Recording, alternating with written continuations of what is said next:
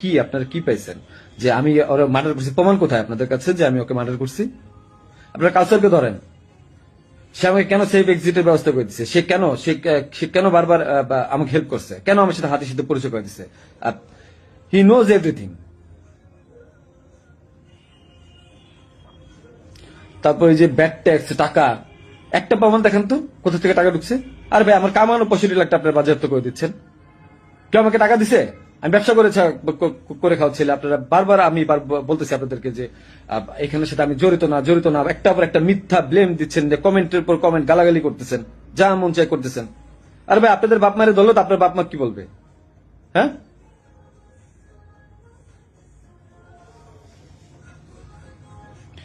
যে আপনাকে জিজ্ঞাসা করেন যে গেঞ্জি কার কাছ থেকে বাঁধিয়েছে, পতাকা কার কাছ থেকে বাঁধিয়েছে, জিজ্ঞাসা করেন।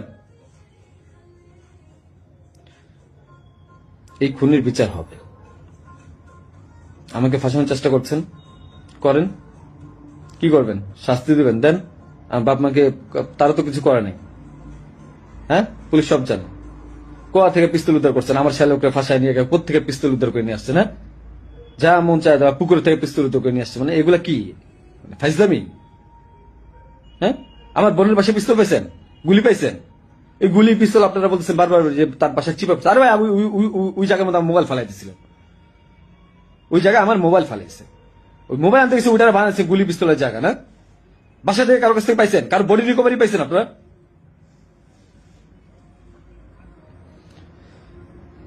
আপনি এদেরকে ধরেন, অনেক কিছু জানতে পারবেন। হ্যালো, আমি আবার আসলাম আপনাদেরকে।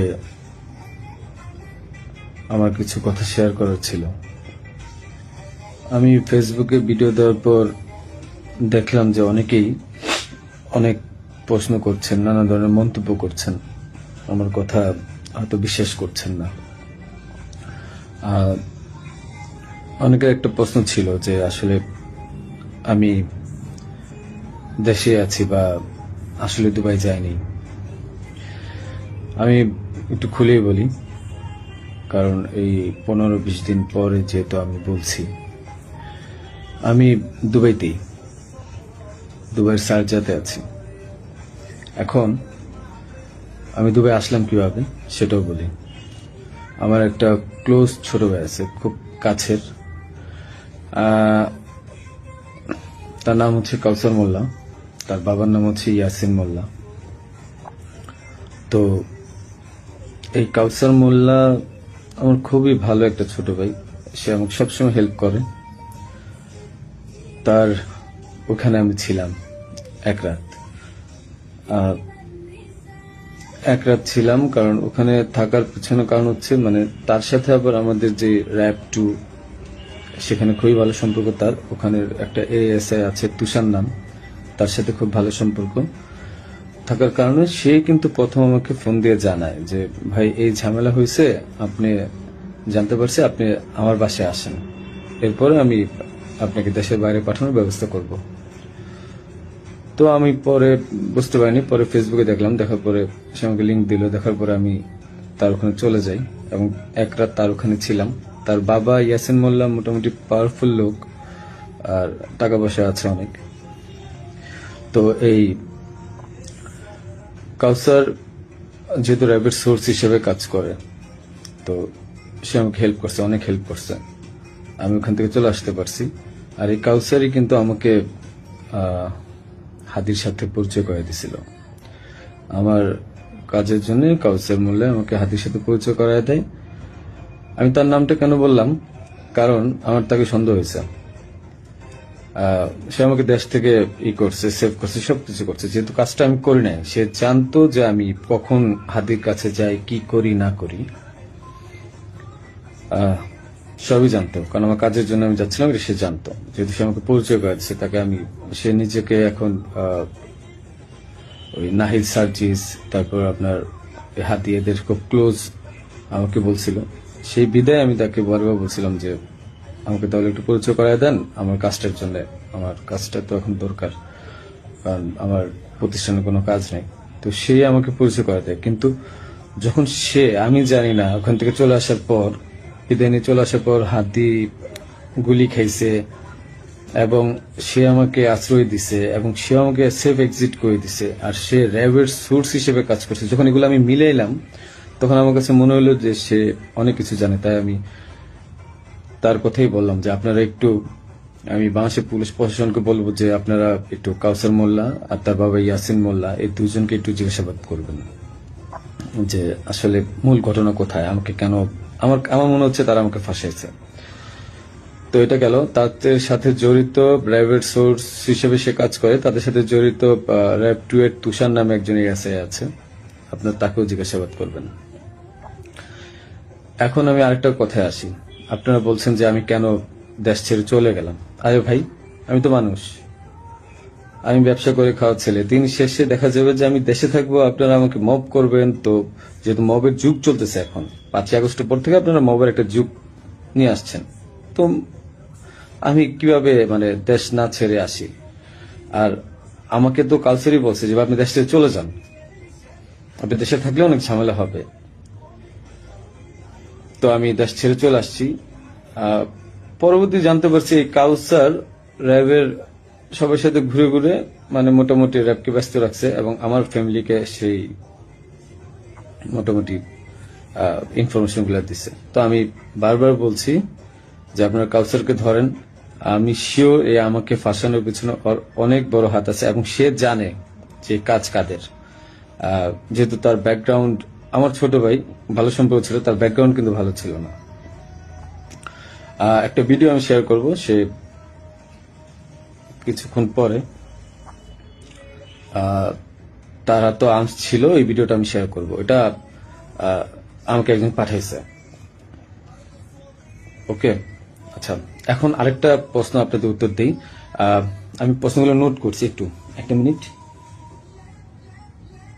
আচ্ছা, আমার ব্যাংকের যে ট্রানজেকশন, হ্যাঁ, আমার ব্যাংকের যে ট্রানজেকশন আমি বলি, আমি সরকারি কাজ যেহেতু করি, আমার ব্যাংকের ট্রানজেকশন প্রতি বছর যে টার্নওভার, এই প্রতিটা টার্নওভারের ভ্যাট ট্যাক্স দেওয়া। ভ্যাট ট্যাক্স দেওয়া আমি প্রুফ দেখাই আপনাদেরকে।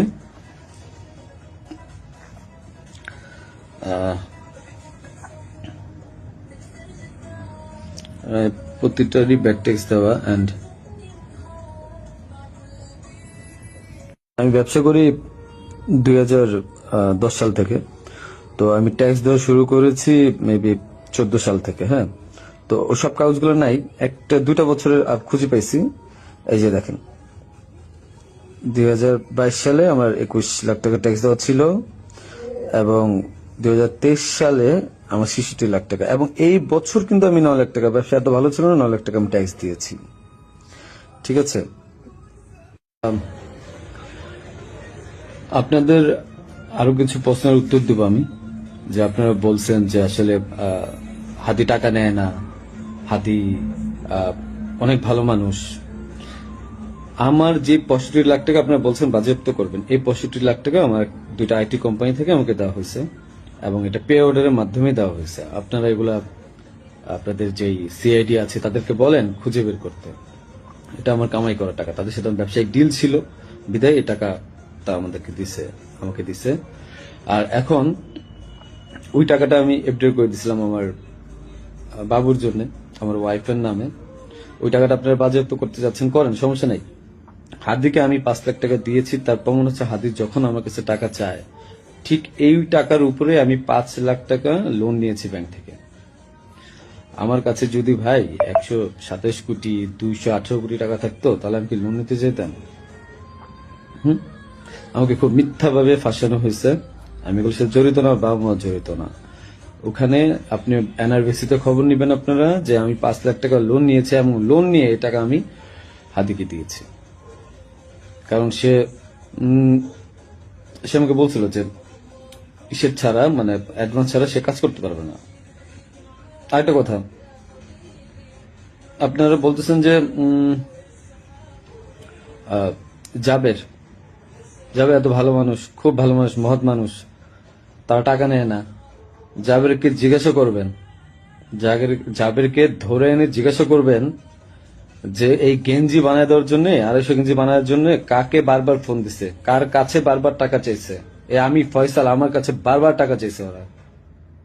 আর তাদেরকে জাবেরকে আমি প্রথম 10,000 না 5,000 টাকা দিচ্ছি, সে বলছে ভাই হাদিয়া দিছে যে নেন ফয়সাল ভাই। এত সৎ লোক আপনারা, আমাকে যে মিথ্যায় ফাঁসাচ্ছেন। আমি গেছি ভাই কাজের জন্য, বানায় দিচ্ছেন খুনি। আর আপনারা বলতেছেন যে তোমার বাবা মা বলছে, তোমার মা বলছে, তোমার বোন বলছে, তোমার বউ বলছে, তোমার উমুক এক মাইয়ারা বানায় দিলেন আমার বান্ধবী, যে উমুকে বলছে, যে সবাই বলছে যে তুমি এগুলোর সাথে জড়িত। হ্যাঁ, আমি পাগল তো, যে আমি মানুষ মার্ডার করে আমি আমার বাসায় যাব। আমি মানুষ মার্ডার করে আমি আমার বাসায় যাব যেন 14 গোষ্ঠী ধরতে পারে। মানে আমি এত বড় বোকা, এত বড় পাগল? হ্যাঁ, মানে এটা তো মানুষের কমন সেন্স। আমি কেন বাসায় যাব? আমি একটা মানুষের মার্ডার করছি, আমি তো সোজা এক্সিট নিব, আমি কেন বাসায় যাব? তারপর এই যে আপনারা বলতেছেন যে আমার আমার মা বলছে, বাবা বলছে। আরে ভাই, আমি জেলখানায় খবর নিছি তাদের ওখানে যাওয়ার পর। আমি আমার আত্মীয় স্বজন থেকে জেলখানায় খবর নিছি যে আসলে কি হয়েছে। আমার ওয়াইফ বলছে, আমার আমার বাবা মা সেম একই কথা বলছে, যে তাদেরকে বলা হয়েছে বারবার যে রিমান্ডে যদি 164 না দেন তাহলে আমরা আবার আপনাদেরকে রিমান্ড আনবো এবং তখন কিন্তু আমরা টর্চার করব। তাহলে কি করবে যারা জীবনে কোনোদিন প্রথম জেলখানায় গেছে? কি মানে এগুলি। হাদির সাথে লাস্ট আমার একবার কথা হয়েছিল যে একটা বিষয় নিয়ে, যে ও মানে যখন ওই যে সাদিক কামরে মেবি জামাত নিয়েছে, ও খুব আপসেট ছিল যেহেতু ও জামাতের প্রোডাক্ট। আমাকে বারবার বলতেছিল যে ভাই আমার খুব মনে হয় কষ্ট হয়ে যাবে। আমি ওরা বলছিলাম ফাইজলামি করে যে মির্জা আব্বাস ভাই তো খুবই ভালো মানুষ, ওনার কাছে যান, উনি আসলেই ভালো মানুষ। ভাই তো ভালো মানুষ, হাদি নিজেও বলছে যে মির্জা আব্বাস ভাইয়ের কাছে যান, উনি ভালো মানুষ। ওনার কাছ থেকে আপনি যা 2-4 কোটি টাকা নিয়ে আপনি নির্বাচনটা বাদ দিয়ে দেন। এটা আমি একবার ফাইজলাম করতে করতেই বলছি। তো বলছে ভালো তো, ভাই যদি টাকা দেয় তাহলে তার নির্বাচন করা লাগবে না। তো হাদির মুখে শোনা মির্জা আব্বাস ভাই ভালো লোক মানুষ, মির্জা আব্বাসের মতো লোক এই কাজ করতে পারে না। যারা করতে পারে তাদেরকে জিজ্ঞাসা করেন।